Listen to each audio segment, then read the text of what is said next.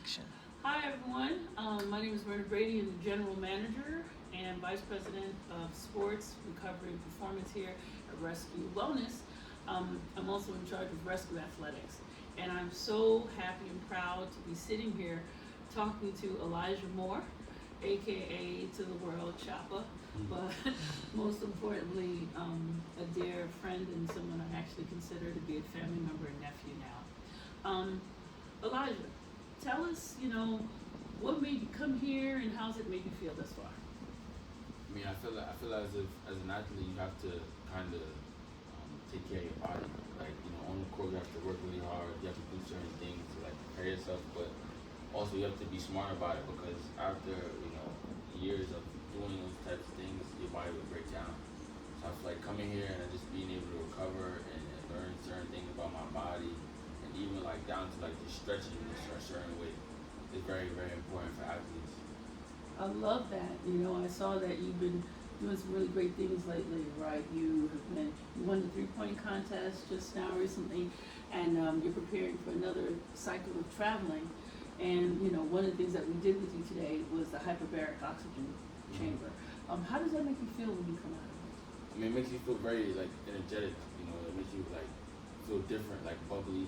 And you feel like you can just go. And that's why being in there, being on the red light beds, it gives you a certain level of energy where it's like, all right, well, I'm back to 100%. I love it. It does exactly that. It's like a supercharge, right? You walk in, and I remember when you were in high school, you would come in, it looks like your battery level is on red. And then I remember one game you came out of the hyperbaric chamber, and like the next day you dropped like a crazy amount of points. And the thing that's beautiful is you can feel the difference of if you go a couple of weeks, because I know during your time with OSL, I would see you walk in here and you'd be like, yeah, I need a recharge, right? And how about like for injury recovery? Because I know at one point you had a small little injury, and how did we help you with that? There was times where my back wasn't doing the best, so just going on a red light bed, putting it on my back, making sure that I kind of like relax myself and just take it easy for a little bit. Then having the heating pad and putting the heating pad on my back, it definitely felt good. And as time came on, then I started to feel better. Awesome. And our hope for you is that you take a lot of these therapies and interventions that we're giving you, and you bring them to school with you. And for those people who don't know, where are you going to school? Syracuse. Oh, Yes, he's wearing an orange. That's why you got the orange on it. That's one of my favorite colors, and it's a rescue color. But then I also want the world to know he is going to the Q's. He's going to be doing some big things. What's the most exciting thing for you right now to embark upon going up to school? I feel like, I'm at a good point in life in terms of just being happy with myself and where I'm going in my career, but being able to like continue proving people wrong is something that I'm really excited for. Like in the high school world, there's people that still don't believe in who I am and what I can do, and still don't really understand who I am as a basketball player. So being able to go to Syracuse and be on that big stage and compete against top talent, I'll be able to show myself and show who I really am. Oh man, I'm gonna tell you right now, I know who this young man really is. So y'all better watch out, okay? He's a definite bucket. Anybody to put a bullseye on their elbow, you gotta be a bucket. And so what do you do for your mind, right?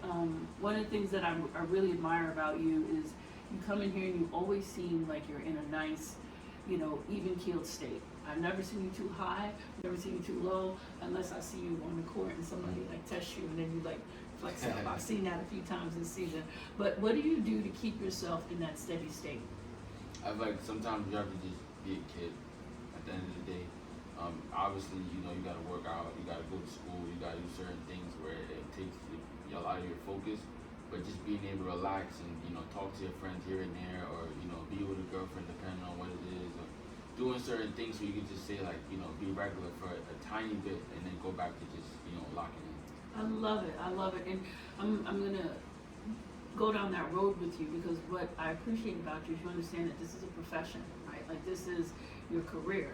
And just like individuals that say, I want to go to med school, and they go in and take the advanced placement courses of math and science and all of that, what do you think that you did differently that created the trajectory that you have now, where you're on your way to Syracuse, and I'm pretty sure you'll be playing in the NBA one day. So what did you do different than the average person?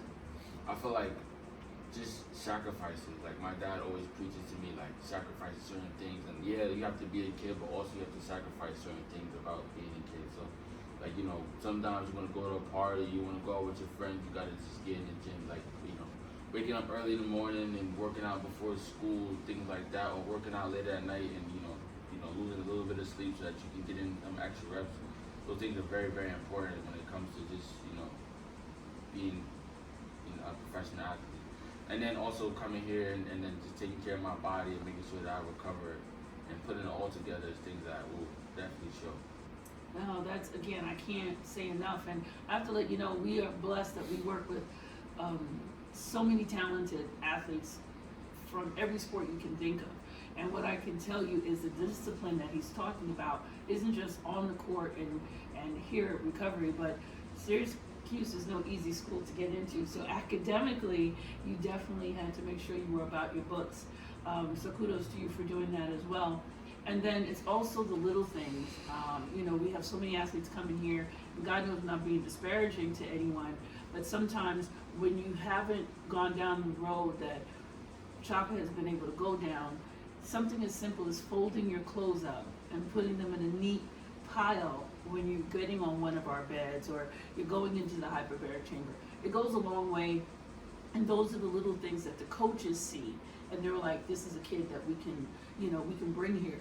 For some people that would want to know, what made you choose Hughes? I knew there were many schools coming after you. What made you go to Syracuse? I feel like, I'm a big guy on family. Like, it's been me and my dad since day one, and family means a lot to me. So when I got down there and I felt like, the family-oriented environment and just the support from the people that, went to the school in the past or go to the school now, and then just Coach Red, Coach Griff, and even Coach Bayham when he was there, just talking to them and feeling like, I was coming to somewhere where I can get better, I can learn, and then I can also have a home. Oh, that's fantastic. I mean, that's what you want to hear, right? Because you're going to spend, the next 4 years, right? Or I think it's going to be quicker, but that's just me. I'm a little biased. But, you want to make sure that it is someplace that feels like home. I'm going to ask you something interesting now. What do you think about all this stuff with the transfer portal? Like, do you think it'll affect you at all? Affect me? Mm-hmm. I mean, in a little bit, in a certain sense. Like, there'll be players that will transfer in. There'll be players that transfer out. But I feel as if, like, if you are a player of that caliber and if you put the work in and if you got God on your side, you'll always be fine. So in terms of me and myself, I feel like there'll be players that I meet that I can learn from. But in terms of playing and being able to show what I have, it won't affect me at all. I love that, and that's what I want people to see about that. It's intrinsic confidence, right? It's an internal confidence you have, and it's because you said something key there. You let go and you let God also be a part of this process. And you spoke about your father earlier, and I could say that was one of the things that stood out about you. The relationship that you have with your dad, the sense of deference that you have for your dad, and the beliefs that your father has in you. And I just want to let you know that that's one of the reasons why we have always been supportive of you. We're honored and humbled that you come here and you trust us with your body and your development. And I know you're a pretty introverted person, so the fact that you've come here and introduced us to your family unit, we appreciate that. And I just want you to know that we wish you all the best, that you are always family. Elijah, aka Chapa Moore, was one of our first brand ambassadors. You will always be a brand ambassador for us. What people don't know, in order to be a brand ambassador, you have to not only have an athletic presence in your field. A lot of people think, oh, it's just because he's Chapa, he's here. No. I've had some major people walk through my door, did not ask them to be ambassadors for our brand. For those of you that don't know, Rescue Wellness is a family-owned business. It's myself, it's my brother, Dr. Randolph Taylor. It's my sister-in-law, who is our CFO. And then we have an extraordinary team of business development managers and estheticians and outside advisors. And we all sit down and talk about who, what, and how do people represent rescue. And the way you represent yourself in the public, the way you represent yourself athletically, the way you interact with the people that come to see you when we're watching you, whether it was through OSL and OTE this summer, or how I've seen you interact with kids here. You know, you're always humble and willing to help. And then your academic achievement. So it's not only, again, athletics and your achievement, it's also your academics, most importantly, and then it's also how you are in your community, how you are as a representative of who we are as a Black-owned family business. So again, thank you so much for your time today. No problem. I know you're very busy. Why don't you share what you can about what you're going to be doing, why you're so busy, and why you came to prep today? Well, tomorrow we'll be going to Oklahoma City. I have like 2 games out there, and I have like, you know, some business to take care of in terms of just meeting kids, you know, being around the community of Oklahoma and just having fun. After that, I have Allen Iverson Classic game.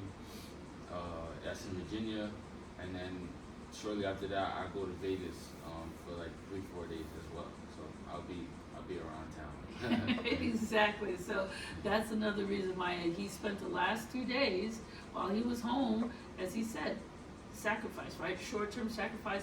Look at his long-term gain. I can tell you he's been here since he got back from his birthday, and he's been here every single day for almost 2 hours, taking care of his body, making sure his mind right and his body's tight. So again, you know, my dad used to say, a jackass can't teach a thoroughbred how to run a race. This is a thoroughbred right here. And he just dropped some gems for you on how to be exceptional at what you do. So again, God bless you. Thank you, nephew, for coming in and doing this for us. And again, you know that you always will be an ambassador for us. Thank you.